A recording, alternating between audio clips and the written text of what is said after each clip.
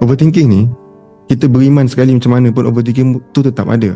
Cumanya dia tebal dengan tak tebal je, kuat dengan tak kuat je. So macam mana nak stop overthinking? Dan benda ni normal sebenarnya.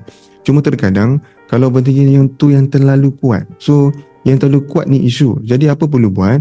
So balik pada surah Al-Nashr yang kita dah belajar. Sebab tu amalan zikir setiap pagi tu kita kena buat. Sebab itu salah satu cara untuk menguatkan. Tu pertama. Yang kedua, setiap orang yang overthinking perlu ada pendengar untuk dia cepat sikit sembuh daripada overthinking tu. Sama ada best friend dia ke, dia kena bercerita apa yang dia ragukan tu. Kan overthinking ni kan tengah ragu kan, apa yang tengah ragu tu cerita. So itu saya kira tu sembuh yang paling cepat sikit. Tu cepat tau. Ada pendengar ni cepat. Kita buat amalan ni semua bagus, tapi ada pendengar ni cepat. Jika tak ada, Ustaz macam mana? Kena bangun malam, jadikan Tuhan sebagai pendengar kita. Bercerita dengan Tuhan secara relax je. Bercerita.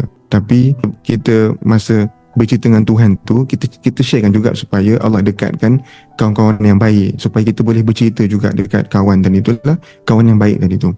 Sebab kita ni manusia perlukan manusia yang lain.